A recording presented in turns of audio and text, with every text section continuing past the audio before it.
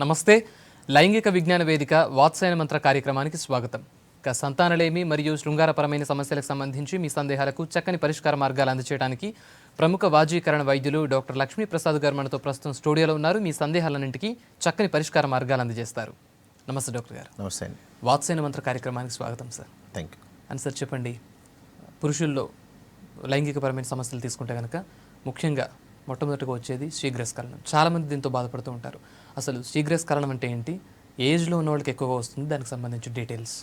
ముఖ్యంగా శీఘ్రస్ఖలనం అనేది మన 16-17 సంవత్సరాల వయసు నుంచి మొదలుకొని మనకి 45-50 సంవత్సరాల వయసు వరకు రావడానికి ఈ సమస్య రావడానికి ఎక్కువ అవకాశం ఉంటుందండి.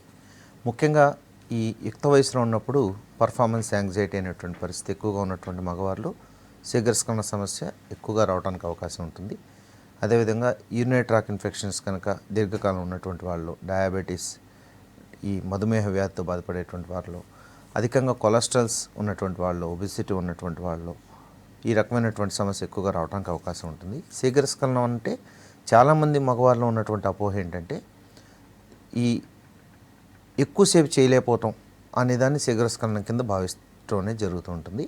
శీఘ్రస్ఖలనం అంటే ముఖ్యంగా ఈ శృంగారానికి ముందే స్ఖలనం అయిపోవటం కానీ, లేకపోతే శృంగారంలో పార్టిసిపేట్ చేసేటప్పుడు అంగప్రవేశం జరిగిన తర్వాత 1 నిమిషం లోపలే కనుక స్ఖలనం అయిపోయేటటువంటి దాన్ని శీఘ్రస్ఖలనం కింద పరిగణించాలి. అది కూడా రిపీటెడ్గా అయితే, ఎప్పుడైతే వాళ్ళు ఎన్నిసార్లు అయితే వాళ్ళు శృంగారంలో పార్టిసిపేట్ చేయాలనుకున్న ప్రతిసారి కూడా శృంగారంలో వాళ్ళకి ఈ స్ఖలనం అనేది త్వరగా కనుక అయిపోతుంటే దాన్ని మాత్రమే పరిగణించాలి. కానీ ఎవరైతే మగవారు 2 నుంచి 3 నిమిషాలు అంగప్రవేశం జరిగిన తర్వాత శృంగారంలో పార్టిసిపేట్ చేసేటువంటి పరిస్థితి ఉన్నవారు శీఘ్రస్ఖలనంతో బాధపడే అవకాశం కాదండి అది. దాన్ని దయచేసి సమస్య కింద ఎక్కువగా ఆలోచించాల్సిన అవసరం లేదు.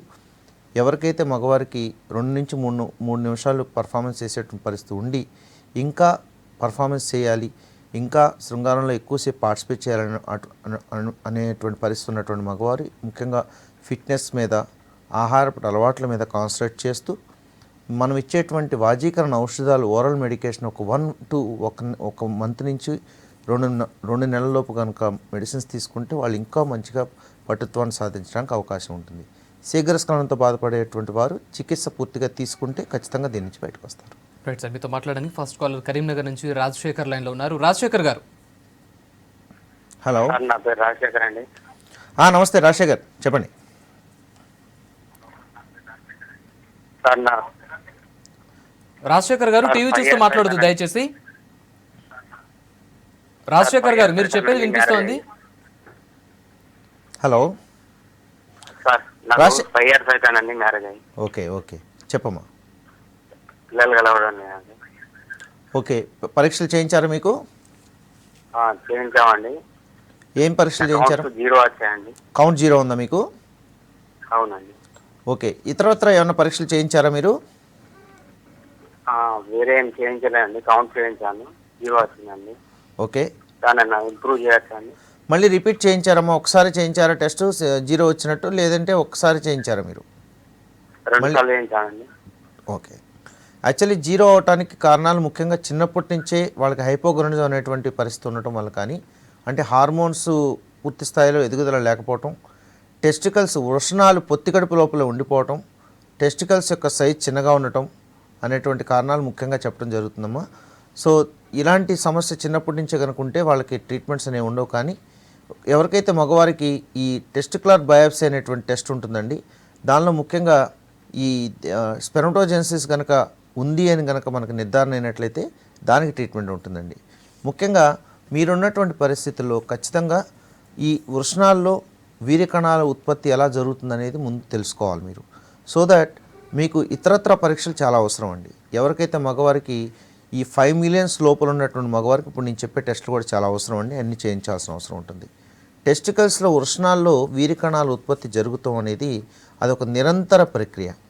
సో ఆ నిరంతర ప్రక్రియ వీర్యకణాలు పుడతానికి మనకి ముఖ్యంగా ఉపయోగపడేటువంటి పరిస్థితులు ఏంటంటే మన బ్రెయిన్ నుంచి వచ్చేటువంటి హార్మోన్స్ అండి, FSH, LH, ప్రొలాక్టిన్ అనేటువంటి హార్మోన్స్. అవి నిరంతరం టెస్టికల్స్లో ఈ వీర్యకణాల ఉత్పత్తి జరగాలని కమాండ్స్ ఇస్తూ ఉంటాయన్నమాట. సో ఈ క్రమంలోనే టెస్టికల్స్లో టెస్టోస్టెరాన్ అనేటువంటి హార్మోన్ కూడా ఉత్పత్తి ఈ ఎఫ్ఎస్హెచ్ ఎల్హెచ్ అనేటువంటి హార్మోన్స్ యొక్క నియంత్రణలోనే ఆధారపడి ఉంటుందన్నమాట. దీంతో పాటుగా టెస్టికల్స్ యొక్క సైజు, వాటి యొక్క పనితనం బాగుండాలి. టెస్టికల్స్కి రక్త ప్రసరణ వ్యవస్థ మంచిగా ఉండాలి. ప్రోస్టేట్ గ్లాండ్ యొక్క పనితనం బాగుండాలి. వీరి కణాలు పుట్టి అవి ప్రయాణించేటువంటి మార్గం బాగుండాలి. అంతేకాకుండా యూరినరీ ట్రాక్లో కానీ టెస్టికల్స్లో కానీ ఇన్ఫెక్షన్స్ ఏమీ లేకుండా ఉండాలి. ఇలాంటి పరిస్థితుల్లోనే వీరి కణాలు అనేవి ఉత్పత్తి అయినటువంటి కణాలు బయటికి రావడానికి మంచిగా అవకాశం ఉంటుంది. కణాల యొక్క సంఖ్య, వాటి యొక్క మొటిలిటీ, చలనశక్తి కూడా మంచిగా ఉండడానికి అవకాశం ఉంటుంది. మీరున్నటువంటి పరిస్థితుల్లో జీరో అవడానికి గల కారణాలు ముందు వెతకాల్సిన అవసరం ఉంటుంది. సో జీరో అవడానికి ఇందాక నేను చెప్పినట్లు జెనెటికల్ ఎఫెక్ట్ ఉండటం కానీ, దీంతో పాటుగా హైపోగొనడిజం అనేటువంటి పరిస్థితి, సో ఈ టెస్టికల్స్ చిన్నగా ఉండటం, పొట్టుకడుపులోని టెస్టికల్స్ ఉండటం, ఇలాంటి సమస్యలు ఉన్నటువంటి వారికి ట్రీట్మెంట్స్ అనేవి తక్కువగా ఉంటాయండి. సో ముఖ్యంగా మీకు నేను చెప్పినటువంటి టెస్టులు ఇప్పుడు ఏదైతే చెప్పబోతున్నానో ఆ టెస్టులు చాలా అవసరం. ముందు అవి చేయించండి. అందులో కనుక మీకు ఎలాంటి పరిస్థితులు కనుక మనకు తెలియనట్లయితే ఖచ్చితంగా బయాప్సీకి వెళ్ళాల్సిన అవసరం ఉంటుంది. సో ముఖ్యంగా టెస్టికల్స్ సైజు ఎలా ఉంది అని తెలుసుకోవడానికి అల్ట్రాసౌండ్ స్క్రోటమ్ అనే టెస్టు చేయించుకోండి. దాంతోపాటుగా ఎల్హెచ్, ఎఫ్ఎస్హెచ్, ప్రొలాక్టిన్ అనేటువంటి హార్మోన్స్ బ్లడ్ టెస్ట్ అనేది, ఈ బ్లడ్ టెస్ట్ కూడా చేయించుకోండి. ఈ 2 పరీక్షలు చేయించుకుని మీరు డైరెక్ట్గా మన హాస్పిటల్కి ఒకసారి చెప్పి సంప్రదించండి. అజూస్పెర్మియా సమస్యకి ఉన్నటువంటి వారికి ఈ అన్ని రకాలైనటువంటి ఫ్యాక్టర్స్ కనుక బాగున్నట్లయితే ఖచ్చితంగా ప్రయత్నం చేయొచ్చండి. అంతేకాకుండా బయాప్సీ అనేటువంటి టెస్ట్ అనేది, టెస్టికులర్ బయాప్సీ టెస్ట్ అనేది, ఇది జనరల్ ఎనస్థీషియాలో కాదండి, ఖచ్చితంగా స్పైనల్ ఎనస్థీషియాలో చేయాల్సిన అవసరం ఉంటుంది. దానికి సర్జన్ మాత్రమే చేయాల్సిన అవసరం ఉంటుంది. టెస్టికల్స్ నుంచి చిన్న పీస్ కట్ చేసి వాళ్ళు బయాప్సీ పంపించడం జరుగుతుంది. ఆ టెస్ట్ రిపోర్ట్లో కనుక మీకు వీరి కణాల ఉత్పత్తి అక్కడ జరుగుతుంది అని కనుక నిర్ధారణ అయితే ఖచ్చితంగా ట్రీట్మెంట్స్ ఉంటాయండి. రైట్, మరో కాలర్ నిజామాబాద్ నుంచి రమేష్ లైన్లో ఉన్నారు. రమేష్ గారు. సార్ నమస్కారం సార్. నమస్తే రమేష్ గారు. సార్ నాది 26 ఏజ్ ఉంటుంది సార్. ఓకే సార్ నాది ఏంటంటే మ్యారేజ్ కాలేదు ఇంకా.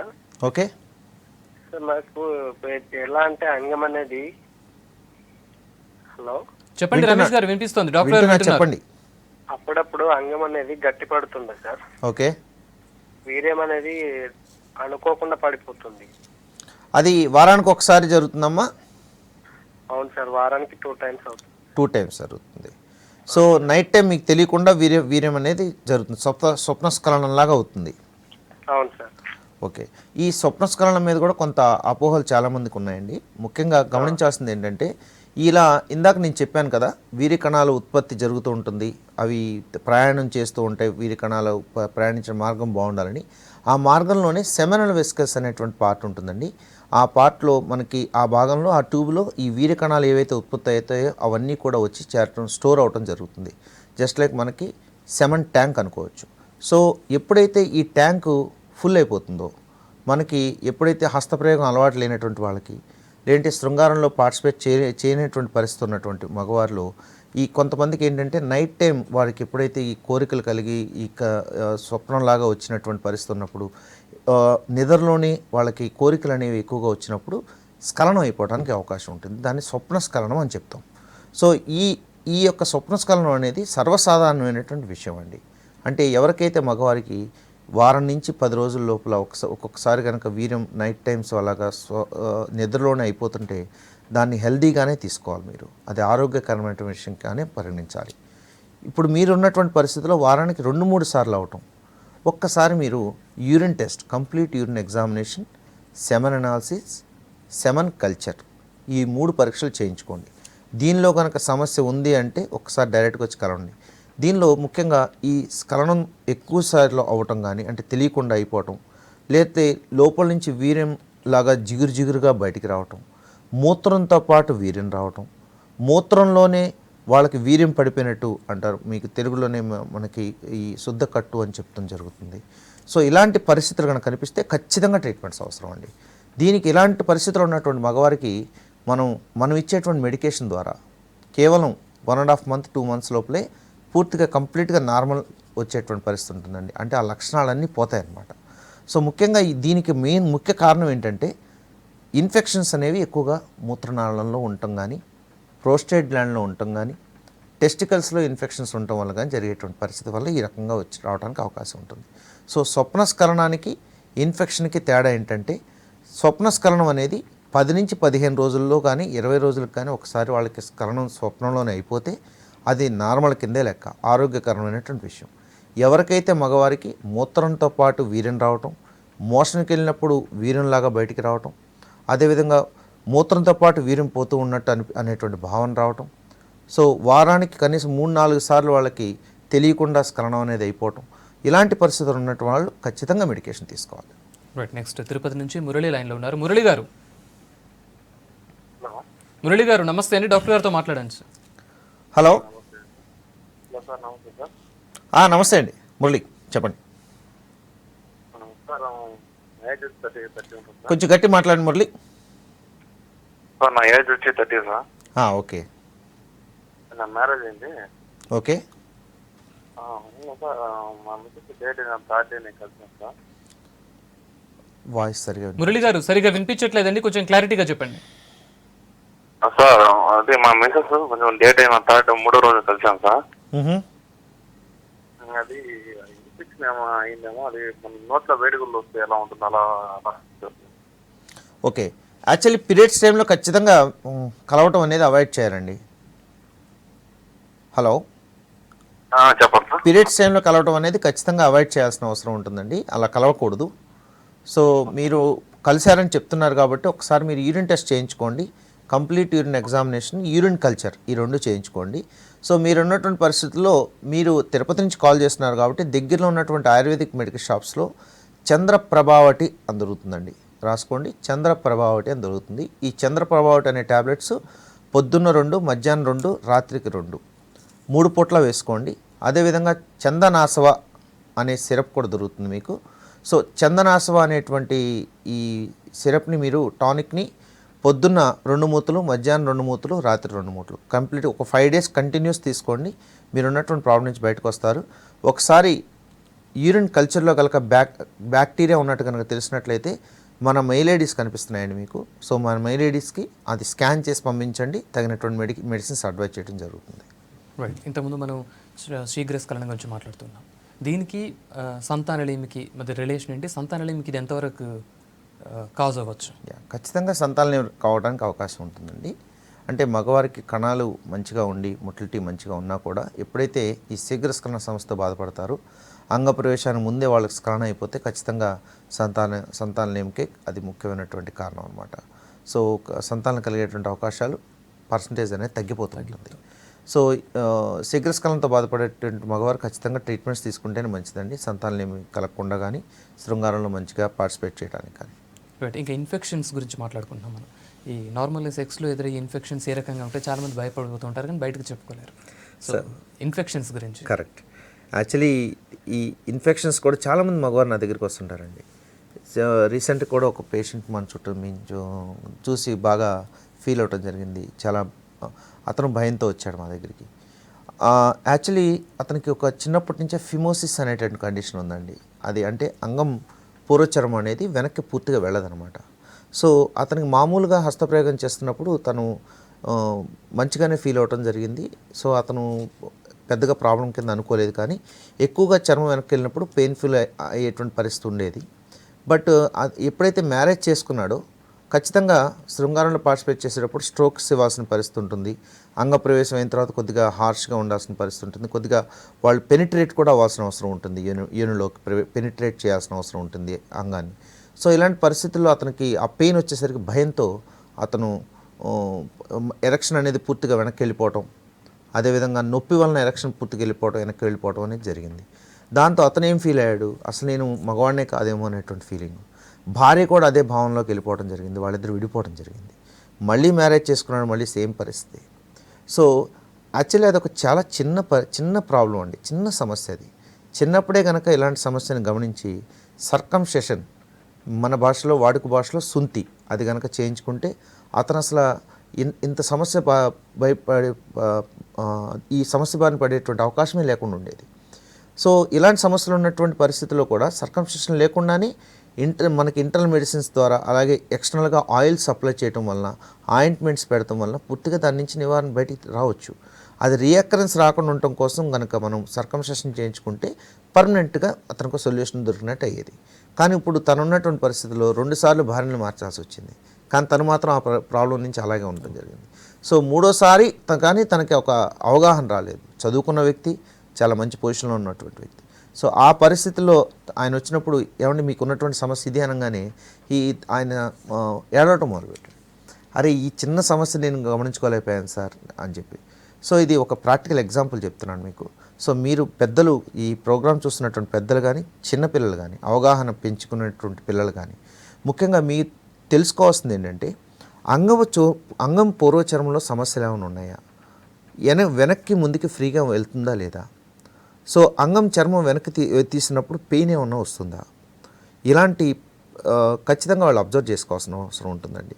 సో ఈ సమస్య ఒకవేళ ఉన్నట్లయితే వెంటనే దగ్గరలో ఉన్న డాక్టర్ కానీ మన దగ్గర తీసుకొచ్చిన ఇంటర్నల్ మెడిసిన్స్ అయితే ఇంటర్నల్ మెడిసిన్స్తో దాన్ని క్లియర్ చేయడం జరుగుతుంది. ఒక 1 వీక్ 10 డేస్ సరిపోతుంది అది. ఒకవేళ సర్కంసెషన్ చేయాల్సి వస్తే చాలా తక్కువ ఖర్చుతోనే వాళ్ళకి సర్కంసెషన్ చేస్తే కంప్లీట్గా వాళ్ళకి పర్మనెంట్ ట్రీట్మెంట్ అయ్యేటువంటి అవకాశం ఉంటుంది.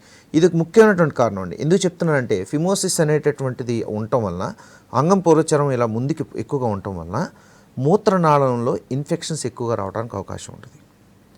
ఎప్పుడైతే ఈ మూత్రం పాస్ చేస్తామో ఆ మిగిలిపోయినటువంటి మూత్రం అక్కడే ఉండటం, అక్కడే తడిగా ఉండటం వల్ల ఫంగస్ కానీ బ్యాక్టీరియా అక్కడ తయారవడానికి ఎక్కువ అవకాశం ఉంటుంది.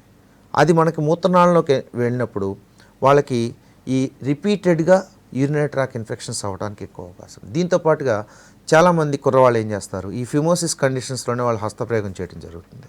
ఆపి చేస్తూ ఉంటారు. ఇన్ఫెక్షన్ ఉంటుంది, మళ్ళీ లోపలికి వెళ్తూ ఉంటుంది. దాంతో వాళ్ళకి ప్రోస్టేట్ గ్లాండ్ ఇన్ఫెక్షన్ అవుతుంది ఆటోమేటిక్గా.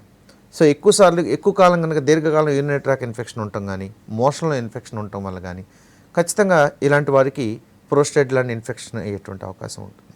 దాంతో వాళ్ళకి ఒకవేళ పార్టిసిపేట్ చేసినప్పుడు అంగంలోంచి నొప్పి రావటం, ఇందాక ఎవరు కాల్ చేసినట్టు ఎక్కువగా జిగురు లాంటి పదార్థం రావటం, బయటికి మూత్రం పదే పోయాలనిపించడం, ఇలాంటి సమస్యలన్నీ రిపీట్గా అవుతాయి. సో దీనికి మూల కారణం ఏంటి, అంగం పూర్వచర్మంలో చిన్న సమస్య.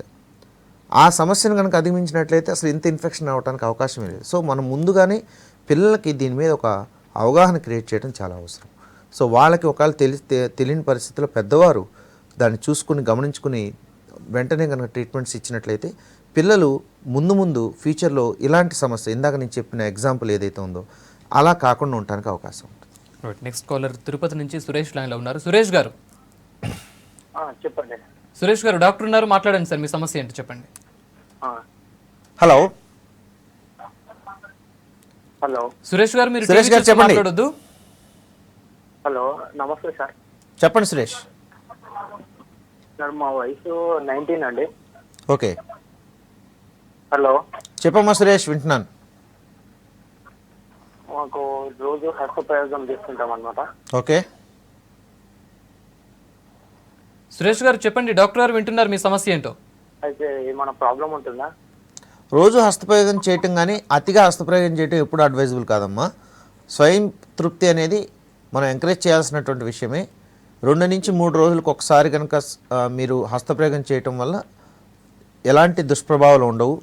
ఎవరైతే మగవారు రోజుకి మినిమం 5 to 6 టైమ్స్ కన్నా ఎక్కువ అతిగా హస్తప్రయోగం చేయటం, అది కూడా ఆపి చేయటం. ఇందాక నేను చెప్పాను, అంగం పూర్వచర్మంలో ఏమైనా సమస్యలు ఉన్నప్పుడు కూడా వాళ్ళు ఆపి వాళ్ళు మాస్టర్బేట్ చేయటం అనేది ఖచ్చితంగా ఇన్ఫెక్షన్స్కి దారి తీయడానికి అవకాశం ఉంటుంది. దాంతోపాటుగా రక్తనాళాల మీద ఎక్కువగా ఎఫెక్ట్ అయ్యేటువంటి అవకాశం ఉంటుంది. దీంతో ఈకోజెనిక్ కార్పుల్ అనేటువంటి పరిస్థితి వచ్చి ముందు ఫ్యూచర్లో అంగానికి పూర్తి స్థాయిలో రక్తం సరఫరా అనేది తగ్గడానికి అవకాశం ఉంటుంది.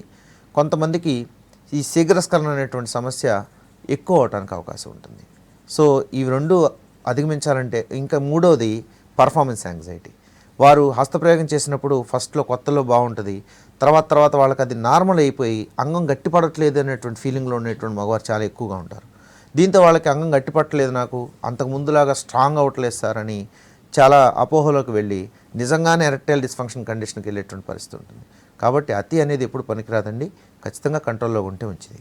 రైట్, నెక్స్ట్ దుబాయ్ నుంచి రామకృష్ణ లైన్లో ఉన్నారు. రామకృష్ణ గారు చెప్పండి. రామకృష్ణ గారు, డాక్టర్ గారు ఉన్నారు, మాట్లాడండి, మీ సమస్య ఏంటో చెప్పండి సార్. హలో సార్ రామకృష్ణ గారు చెప్పండి. సార్ మాకు మీరు చెప్పారు కదా సార్, ఇప్పుడు అప్పుడప్పుడు మాకు వైట్గా వస్తుంటుంది సార్, మాకు బాత్రూమ్కి వెళ్తాం సార్. అప్పుడు ఎంత వయసు రామకృష్ణ మీకు? మాకు 24 అండి. మ్యారేజ్ అయిందా? మ్యారేజ్ అవ్వలేదు సార్. ఓకే. అప్పుడప్పుడు అంటే ఎన్ని రోజులకు ఒకసారి? మ్యాక్సిమం 1 month ఒకసారి అలా రావచ్చు సార్. Thanks sir. ఏం భయపడొద్దమ్మా, నెల రోజులకు ఒకసారి అయితే అది స్వప్నస్ఖలనం, మీకు ఎలాంటి ఇబ్బంది ఉండదు, అది ఆరోగ్యకరమైన విషయమే. ఒక్కసారి మీరు 24 సంవత్సరాలు వయసు ఉంది కాబట్టి, మ్యారేజ్ చేసుకునేటువంటి వయసు వచ్చింది కాబట్టి semen analysis, semen culture, complete urine examination, ఈ 3 పరీక్షలు చేయించుకోండి అమ్మా. Semen analysis, semen culture, complete urine examination, ఇవి బాగుంటే హ్యాపీగా మ్యారేజ్ చేసుకోండి. అయితే మనం ఇందాక శీఘ్రస్ఖలనం గురించి మాట్లాడుతున్నాం. ఇది ఎఫెక్ట్ అవ్వడానికి అసలు రీజన్ ఏంటంటారు? ఈ మోడరేట్ లైఫ్ స్టైల్, లేదంటే జంక్ ఫుడ్ కల్చరా? ఇవన్నీ ఏ చిన్న రోగానికైనా కూడా ముఖ్యంగా మనం పెద్దలు చెప్పినట్టు హర్రీ, వర్రీ అండ్ కర్రీ, ఈ 3 ప్రధాన కారణాలు. ఆయుర్వేదం ప్రకారం ఆహారం అలవాట్లు, అదేవిధంగా మన చుట్టూ ఉన్నటువంటి వాతావరణ పరిస్థితులు, ఇవి కూడా ప్రధానమైనటువంటి కారణాలే. ముఖ్యంగా శీఘ్రస్ఖలనానికి సంబంధించి ఇందాక మనం చెప్పుకున్నట్టు పర్ఫార్మెన్స్ యాంగ్జైటీ అనేటువంటి పరిస్థితి, తర్వాత ప్రోస్టేట్ గ్లాండ్లో ఇన్ఫెక్షన్, సెమన్లో బ్యాక్టీరియా ఎక్కువగా ఉండటం, యూరినరీ ట్రాక్ ఇన్ఫెక్షన్స్ రిపీటెడ్గా ఉండటం, అన్నిటికన్నా ముఖ్యమైనది కొలెస్ట్రాల్స్ బాగా పెరగటం. ఆ కొలెస్ట్రాల్ డిపాజిట్స్ అనేది అంగం పూర్వచర్మంలో ఎక్కువగా డిపాజిట్ అవటం, అక్కడ రక్తాన్ని సరఫరా చేసేటువంటి రక్తనాళాల లోపల డిపాజిట్ అవుతాయి అన్నమాట. దాంతో ఏమవుతుందంటే అంగం చుట్టూ కూడా వాళ్ళకి అతి సున్నితత్వం పెరుగుతుంది. అంగం గట్టిపడినప్పుడు వాళ్ళు ఎప్పుడైతే అంగ ప్రవేశానికి ఇలా పట్టుకోవడం జరుగుతుందో, అతి సున్నితత్వం వల్ల, హైపర్ సెన్సిటివిటీ వలన ఇమ్మీడియట్గా వాళ్ళకి అక్కడ ఎక్కువగా ఆ రాపిడ్ అవ్వటం వల్ల ఇమ్మీడియట్గా స్ఖలనం అనేది అయిపోతుంది. సో ఇది కూడా ప్రధానమైనటువంటి కారణం. సో దీంతో పాటుగా స్ప్లింటర్ మజిల్ వీక్ అవటం, సో దీనివల్ల కూడా కొంతమందికి యూరినరీ ట్రాక్ ఇన్ఫెక్షన్స్, దాంతోపాటుగా ఈ స్ఖలనం ఎక్కువగా అయిపోవడం అనేది జరుగుతూ ఉంటుంది. అలాగే డయాబెటీస్ అనేటువంటి పరిస్థితి కూడా ఖచ్చితంగా ఈ శీఘ్రస్ఖలనానికి ముఖ్య కారణం. ఎందుకంటే చాలామంది డయాబెటిక్ ఉన్నటువంటి వారు శీఘ్రస్ఖలనంతో బాధపడతారు. దీనికి ప్రత్యేకమైనటువంటి చికిత్సలు అవసరం అండి. కేవలం ఓరల్ మెడికేషన్ ద్వారానో, లేదంటే శీఘ్రస్ఖలనం అనేది కౌన్సిలింగ్ ద్వారానో సెట్ అయింది అనుకుంటాం చాలా పొరపాటైనటువంటి విషయం. అంతకుముందు దీని మీద పెద్దగా అవగాహన లేక ఈ యొక్క పరిస్థితిని కౌన్సిలింగ్తోనే బాగు చేయొచ్చు, లేదంటే కొన్ని రకాలైనటువంటి టెక్నిక్స్ ఉపయోగిస్తే ఖచ్చితంగా సెట్ అవుతుంది అనేటువంటి పరిస్థితి ఉండేదండి. శారీరకమైనటువంటి అది మానసికపరమైనటువంటి సమస్యగా ఉన్నప్పుడైతే ఖచ్చితంగా ఇలాంటి టెక్నిక్స్ కానీ కౌన్సిలింగ్స్ కానీ ఉపయోగపడతాయి. శీఘ్రస్ఖలనం ప్రధానంగా చూడాల్సింది 3 రకాలుగా. ఒకటి మానసికపరమైనటువంటి పరిస్థితి, మానసికపరమైనటువంటి ఆందోళన వల్ల కానీ, పర్ఫార్మెన్స్ యాంగ్జైటీ వల్ల కానీ ఈ పరిస్థితి రావటం. సో దీనికి కౌన్సిలింగ్స్ కానీ టెక్నిక్స్ కానీ సరిపోతాయి. శారీరకపరమైనటువంటి సమస్యలు ఉంటాయి. ఈ శారీరకపరమైనటువంటి సమస్యలు ఖచ్చితంగా ట్రీట్మెంట్స్ అవసరం అండి. టెస్టోస్టెరాన్ హార్మోన్ తగ్గటం, సో ఇలాంటి సమస్యలన్నిటికీ యూరినరీ ట్రాక్ ఇన్ఫెక్షన్స్ కానీ, ఇందాక నేను చెప్పాను కొలెస్ట్రాల్స్ పెరగటం, సో వీటిలన్నిటికీ ఖచ్చితంగా ట్రీట్మెంట్స్ అవసరం. మెడికేషన్ అయితేనే వాళ్ళకి ఆ పరిస్థితి నుంచి బయటకు వస్తారు. తర్వాత టెక్నిక్స్ ఉపయోగించాల్సిన అవసరం ఉంటుంది. దీంతోపాటుగా అతి ముఖ్యమైనది మన ఆహారం అలవాట్లు. సో ఇవి మనం ఖచ్చితంగా మనం ఆ లైఫ్ స్టైల్ని కూడా మార్చాల్సిన అవసరం ఉంది. ఇది ఒక సామాజిక సమస్య కింద తయారైంది ఈరోజు శీఘ్రస్ఖలనం అనేది. చిన్నవారి నుంచి పెద్దవారి వరకు ఈ సమస్యతో బాధపడేటువంటి పరిస్థితి. ఒక 40% అబోవ్ మెన్లు, పురుషుల్లో ఈ యొక్క సమస్య ఎక్కువగా కనిపిస్తుంది. దూరంగా ఉండటం, ఇప్పుడు పెళ్ళైన తర్వాత ఈ సమస్య వస్తే వాళ్ళు భార్యాభర్తలు ఇద్దరు దూరంగా ఉండటం, లేకపోతే ఇప్పుడు కొత్తగా మ్యారేజ్ అయిన వాళ్ళు విడిపోవటం. మా రోజు మాకు హాస్పిటల్లో ఇదే పరిస్థితి అనమాట. సో వాళ్ళకి ఎక్కువగా ఆడవారు కూడా గమనించాల్సింది ఏంటంటే అండి, శీఘ్రస్ఖలనం అనేది ఒక వ్యాధి కాదు, డిసీజ్ కాదు, అది ఒక రుగ్మత కాదు, ఒక డిజబిలిటీ కూడా కాదు, ఒక చిన్న సమస్య. అది ఆ సమస్యను అధిగమించడానికి కేవలం ఒక మామూలుగా ఇన్ఫెక్షన్స్ వల్ల కానీ, పర్ఫార్మెన్స్ యాంగ్జైటీ వల్ల కానీ అయితే ఒక 3 to 5 months లోపు నార్మల్ అయిపోతారండి. పరిస్థితిని బట్టి వాళ్ళకు కొన్ని స్పెషల్ ట్రీట్మెంట్స్ పెడతాం, దాంతోపాటుగా ఇంటర్నల్ మెడిసిన్స్ పెడతాం. కొంతమంది డయాబెటిక్ ఉంటాం, కొద్దిగా హార్మోన్ డెఫిషియన్సీ ఉంటాం. ఇలాంటి సమస్యలు కనుక్కుంటే ఇంకొక 1-2 months పెరిగే అవకాశం ఉంది. కానీ వాళ్ళు మెడికేషన్ మీద బాగానే ఉంటారు. సో స్త్రీలలో కూడా ఎక్కువ సమస్యలు రావడానికి అవకాశం ఉంటుంది. జెంట్స్లో వచ్చే సమస్యలు ఏంటి? సాధారణంగా శృంగారపరంగా ఎరెక్టైల్ డిస్ఫంక్షన్ కానీ, లేకపోతే శీఘ్రస్ఖలనం కానీ, లేదంటే సంతానానికి సంబంధించిన వీర్య కణాల లోపాలు. ఇంతకు మించి ఎక్కువగా వాళ్ళకి సమస్య రావడానికి తక్కువ ఉంది. అంటే ఇన్ఫెక్షన్స్ రూపంలో ఉండొచ్చు మేబీ. సో ఈ సెక్సువల్ ట్రాన్స్మిట్ డిసీజెస్ కానీ ఇట్లాంటి యూరినరీ ట్రాక్ ఇన్ఫెక్షన్స్ ఇట్లాంటివి. కానీ లేడీస్లోనే ఎక్కువ ఉంటాయి ప్రాబ్లమ్స్. పీరియడ్స్ వస్తే 5 days వాళ్ళు దూరంగా ఉండాలి భర్తకి. అదేవిధంగా వాళ్ళకి ఇతరత్ర వచ్చేటువంటి వైట్ డిశ్చార్జ్ ప్రాబ్లమ్స్ కానివ్వండి, కొంతమందికి యోని మార్గంలో దురద ఎక్కువగా ఉంటాయి, ఇన్ఫెక్షన్స్, ఫంగల్ ఇన్ఫెక్షన్స్ ఎక్కువగా ఉంటాయి, బ్యాక్టీరియల్ ఇన్ఫెక్షన్స్ ఎక్కువగా ఉంటాయి. అదేవిధంగా అలాగే ఈ రకంగా ఎన్నో రకాల సమస్యలు స్త్రీలకు ఎక్కువ ఉంటాయి. సో స్త్రీలు కూడా అర్థం చేసుకోవాల్సింది ఏంటంటే పురుషులకు కొంచెం టైం ఇవ్వాలి. డాక్టర్ గారిని సంప్రదించండి, కొద్దిగా మెడికేషన్ వాడండి అని వాళ్ళకి టైం ఇవ్వాలి. ఎప్పుడైతే శీఘ్రస్ఖలనం వస్తుందో వీడు మగాడే కాదు, లేకపోతే ఎవరితో కలిసి వస్తున్నాడు, సో ఇలాంటి అభాండాలు వేసి కొద్దిగా పురుషులను కూడా కొద్దిగా మానసికంగా ఇబ్బంది పెట్టేటువంటి పరిస్థితి చాలా ఎక్కువగా ఉంది. సో మీరు గమనించాల్సింది ఏంటంటే పెద్దలు కూడా ఏదో పంచాయతీ చేసాం మేము, భార్యాభర్తలు ఇద్దరిని డివైడ్ చేసాం, అయిపోయింది మన పని అనేటువంటి పరిస్థితి కాకుండా ఖచ్చితంగా మీకు నియరెస్ట్ డాక్టర్ కానీ మంచి డాక్టర్ని సంప్రదించి అసలు నిజంగా ఈ పురుషుల్లో ఎలాంటి సమస్య ఉంది, దీన్ని మనం మెడికేషన్ ద్వారా అధిగమించవచ్చా లేదా అనేటువంటి పరిస్థితులన్నీ గమనించుకుని నిర్ధారణకు వచ్చిన తర్వాత అప్పుడు మీరు ఒక కంక్లూజన్ చేసి భార్యాభర్తలను విడదీయటమో లేదంటే కలిపి మంచిగా ఉంచటమో చేస్తే మంచిదని మా ఉద్దేశం. నెక్స్ట్ తాండూరు నుంచి నరసింహులు లైన్లో ఉన్నారు. నరసింహులు గారు, సార్. డాక్టర్ గారితో మాట్లాడండి సార్, మీ సమస్య ఏంటో చెప్పండి. హలో హలో నరసింహులు గారు చెప్పండి. సార్ నేను తాండూరు నుంచి మాట్లాడుతున్నాను సార్. నమస్కారం సార్. నమస్తే నరసింహులు చెప్పండి. సార్ ఇప్పుడు నా ఏజ్ 42 సంవత్సరాలు సార్. ఓకే. అది ఎందుకంటే ఇప్పుడు నాకు డయాబెటిక్ షుగర్ వచ్చి ఒక 4 సంవత్సరాలు వచ్చింది సార్. ఓకే. ఇంకా ఇప్పుడు అదే దానిలో కలిస్తే ఇట్లా తొందర లీక్ అవుతుంది సార్ నాకు. మరి ఇంకోటి ఏంటంటే నాకు ఒక 20 years నుంచి అస్తప్రగం ఉంది సార్. నాకు అసలు అలవాటు ఉంది. ఓకే. ఇంకా అంటే నాకు ఇప్పుడు షుగర్ వచ్చినప్పటి నుంచి కొద్దిగా వీక్ అయింది సార్, తొందర లీక్ అయిపోతుంది. ఓకే. షుగర్ కంట్రోల్లో ఉందా లేదు చూడండి ఒకసారి. మీకు అదే విధంగా యూరినరీ ట్రాక్ ఇన్ఫెక్షన్ ఏమైనా ఉందా లేదా అని కంప్లీట్ యూరిన్ ఎగ్జామినేషన్ అనే టెస్ట్ ఉంటుందండి. సెమెన్ అనాలిసిస్, సెమెన్ కల్చర్ అనేది కూడా చేయించుకోండి. సో ముఖ్యంగా డయాబెటీస్లో ఉన్నటువంటి వారికి, శీఘ్రస్ఖలనంతో బాధపడే వారికి ప్రత్యేకమైన చికిత్సలు ఉంటాయండి. దీనికి ఖచ్చితంగా హాస్పిటల్కి రావాల్సి ఉంటుంది. ఒక 7 days రెగ్యులర్గా రావాలి, 7 to 10 days. సో మీరున్న పరిస్థితిని బట్టి మీకు మెడికేషన్ అవసరమా లేదంటే ఈ స్పెషల్ ట్రీట్మెంట్ అవసరమా అని నిర్ధారించడం జరుగుతుంది. సో దాన్ని తగిన పరీక్షలు కూడా చాలా అవసరం అండి. సో మీరున్నటువంటి పరిస్థితి నుంచి ఖచ్చితంగా బయటికి రావడానికి అవకాశం ఉందండి. సో మీరు చిన్న వయసులోనే ఉన్నారు కాబట్టి ఖచ్చితంగా మిమ్మల్ని బయటికి తీసుకొద్దాం. కాకపోతే కొంచెం మీరు పర్సనల్గా వచ్చి కనిపించండి. సో మీకు ఇచ్చేటువంటి మెడికేషన్ కానీ ట్రీట్మెంట్స్ కానీ మీకు అందుబాటులో ఉంటాయి. సో మీకు మన హాస్పిటల్ ఎప్పటికప్పుడు మీరు మీ పర్ఫార్మెన్స్ ఎలా ఉందనేది ఎవ్రీ 14 days మనం చెక్ చేయడం జరుగుతుంది. ఒకవేళ ఎప్పుడైతే మీకు టెస్టుల్లో కనుక తేడాలు ఉంటాయి, సో అవి ఎవిడెన్స్ బేస్డ్గా అవి పోయినాయా లేదా అని మీకు మళ్ళీ ప్రూఫ్ బేస్డ్గా చూపించడం కూడా జరుగుతుంది. కాబట్టి ధైర్యంగా ఒకసారి వచ్చి కనిపించండి. శీఘ్రస్ఖలనానికి మన హాస్పిటల్ ఇచ్చేటువంటి ట్రీట్మెంట్స్ ఖచ్చితంగా ఉంటాయండి. రైట్ సార్, ఇవాళ కార్యక్రమంలో శీఘ్రస్ఖలనానికి సంబంధించి చక్కని వివరాలు అందించారు. Thank you so much. Thank you. ఇది వాటి వాత్సాయన మంత్ర. నమస్తే.